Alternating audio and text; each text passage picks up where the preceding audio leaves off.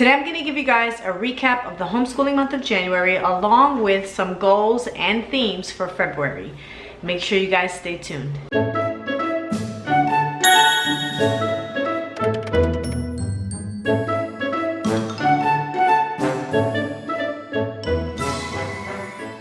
Hey guys, it's Vani from Mrs. Mom's Homeschool and welcome to my channel. And if you're new here, I make homeschooling videos to help you on your homeschooling journey, and I have been homeschooling since 2012.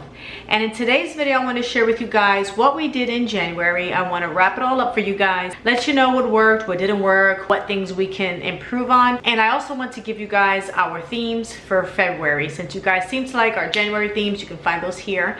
I'm going to show you guys our themes for February, including Poetry Teatime, Science and History, and our Read Out Loud. So we will go subject by subject. And the first subject is our language arts. So both of my kids are doing the Good and the Beautiful language arts, and that has not changed. They're still doing their lessons. They're actually behind for the year because of the move that we just had. And we were sick in December, and so just a lot going on.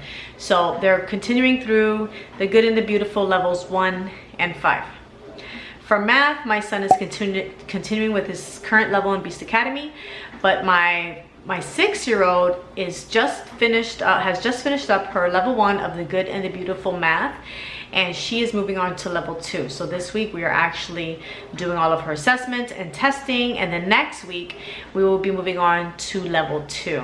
Now those are our core subjects, is the language arts and the math. Like, no matter what happens, if we're sick, if we're moving, if we don't get a full day of school done, we get language arts and math done. Now everything else is considered an elective, even science and history. So I'm going to move on to those things now. What we're doing this homeschool year is alternating between science and history, mostly because I get bored of teaching one subject for the entire year, and I need to keep myself rejuvenated so that I can give them a fresh perspective. So we are alternating between science and history. Now we are still wrapping up. So we have finished our last lesson of the Good and the Beautiful ecosystems, and I will make a review on this curriculum for you guys next week. So make sure you guys subscribe and be on the lookout for my video on this ecosystem science unit if you're interested.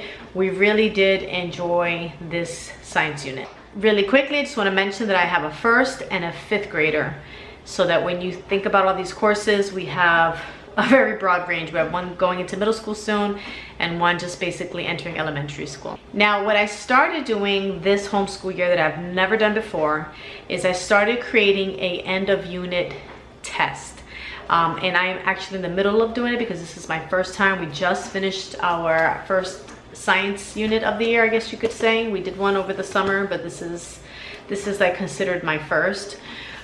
So they are going to have an end of the unit test where I'm going to have some vocabulary words that they have to basically going to just make sure that they understand the concepts of everything that we went over in here. Because, you know, what's worse than spending and wasting your time teaching an entire unit and your kids are not getting anything out of it? You want them to retain it.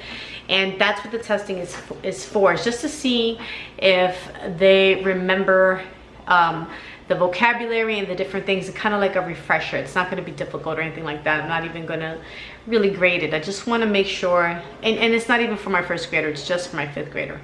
The other reason why I'm doing this is because we have an older daughter who's in a private Christian high school, and one of the things that she told me that she wished that she had in homeschool was test and learning how to study and prepare for tests, and also having assignments and projects with due dates. So another thing that we're doing with this unit is, and every unit, whether it be history or science, is we're going to have an end of the unit project. So they're going to pick an ecosystem or habitat to work on, and we're using strictly books because I have some books that have the different habitats and ecosystems in them, and I want them to research using books the different answers to their questions. And then my son is going to type up a couple of sentences for each topic, and my 1st-year-old is just going to give me we're going to look through the book and find the answers. She only has to do 1 sentence, and I'm having her write those sentences. But we're dividing it up, so we're just doing 2 topics a day every day. until their due date, and then at their due date, after, we're going to have a family dinner, and then they're going to present their projects to the family. I'm going to let you know everything we're doing for February after I let you know how January went. For January, we finished our December read out loud, and that was The Christmas Pig. And this was a really cute story, really different from any book that we have ever read, and the kids have truly enjoyed it. In fact, they said it was their favorite read out loud. For a Bible, my son and I have been doing this Bible study on work from Not Consumed, in hopes that he will learn to do his very best in everything and learn the value of his work and how God intended it to be and how we are blessing others through our work. So we're going to be working through this for the rest of February as well. Poetry Tea Time. I gave you guys a theme and some exciting ideas on what we're doing for our Poetry Tea Time in January, and that one video literally was the only day we did Poetry Tea Time. And what I realized is I was not consistent in planning it. So if I don't prepare it, I mean, that's a big thing to do. You have to prepare your snacks. You have to know exactly what you're getting for lunch. It has to fit on our cake tier. You know, we have to make sure we have juice that day. They don't drink tea. And then I have to select the poetry books and make sure that they arrive on time from the library. And then I have to decide which kind of poetry we're going to work on that day. And it really takes a big chunk out of our school day, period, but especially if I don't have it planned well. So it's one of those subjects that you're like, we can skip it because it's not that important, and we're kind of rushing to do this, you know, the rest of our schoolwork. So my plan is to, well, I guess I'll go over that in my goals for the upcoming February month. We also started doing home economics, and I found this little book that has different home economic type things. So we learned about the food plate and healthy eating, and we've been trying to encourage better choices with our food and during our meals. I bought the kids this food plate that has the different sections in it where they can fill up their plates accordingly. Now my 5th grader wasn't that excited about it, so he just isn't doing it, but I am trying to serve him better choices. I know a lot of it has to do with me because I'm the mom and I'm the one who makes all their food. And then my little one is just totally excited. She's all about it. It also teaches different things about cutting and peeling and different things about cooking and preparing dinners and meals. And if you're hosting a gathering or a dinner party, it shows all the different things like that. Those are important for people as adults, though, and it's fun for them to learn while they're little. And so when I have a big event, Thanksgiving or Christmas or anybody coming over, I'm actually going to have them help me prepare for these activities and events. So now let's go into our February themes and goals. Now for our history, since we finished our science, our ecosystem science unit, we are now jumping into history, and we are going to do the good and the beautiful level 1, and we are going through all of unit 1, and then we are stopping. After unit 1, we are going to jump into a different science unit, which I'll talk to you about when the time comes. But we're going to be focusing on level 1. We're going to be focusing on unit 1 of the good and the beautiful history level 1. I'm just so inconsistent when it comes to history, so I figure if I break it up into units, I'm more likely to continue. And I'm also going to be adding other books and different things to make it more exciting for me to teach, because I don't like history. I never liked it in school. I didn't have very good history teachers, and so I never really got into it, but I really want my kids to enjoy every subject and to just get a good education and to really just get as much out of every topic that we study. For Poetry Tea Time, we're going to be doing poetry. We're going to do a different poetry theme every week, so I think we have about 3 weeks left in February. Look at my calendar over there. And so we're going to be doing an African American tea time with African American poets with African American poets. We're going to be doing a winter poetry with different winter themes, and then we're going to be doing an animal poetry focusing on animals in the Arctic and tundra. Another thing we're going to try to do this month is work on our Song School Spanish 2, because I did get this curriculum. I also have to do a review for you guys. We're going to do Song School Spanish 2 until we start Talkbox Mom Spanish with Talkbox Moms, like a tongue twister, in March. That's the plan. Everything else we're going to continue with, but here are my goals for February.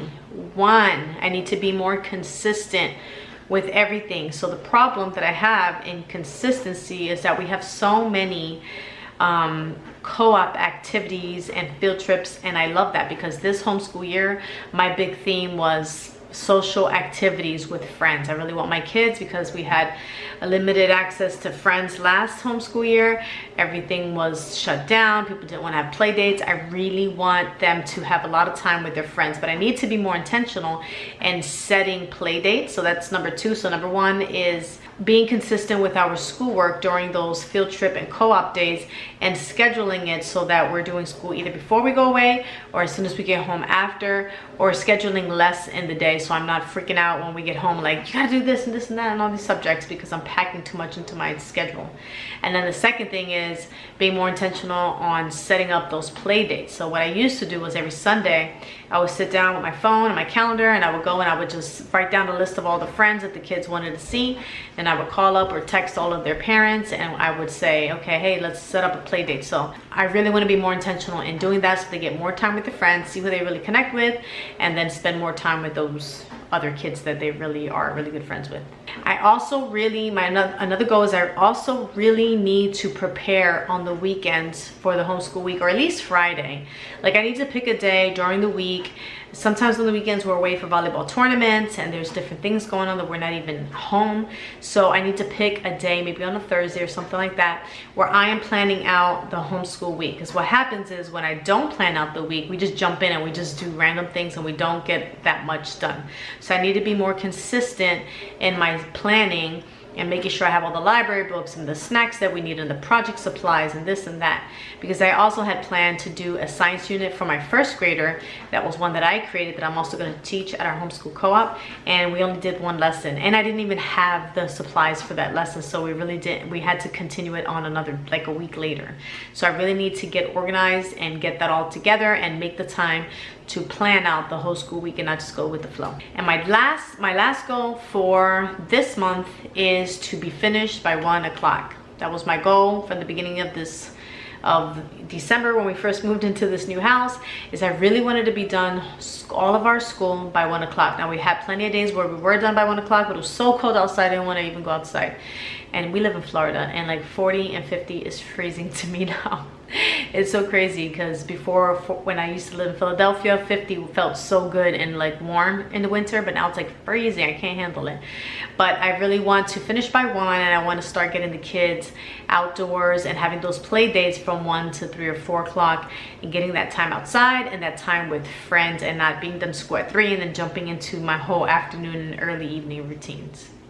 So these are my goals and the themes and everything that has happened last month and this month, and I hope you guys and I hope you guys enjoyed this video. Make sure to subscribe and hit that notification bell, because I have some really exciting things coming up. I want to thank you guys so much for watching, and I'll see you in the next video.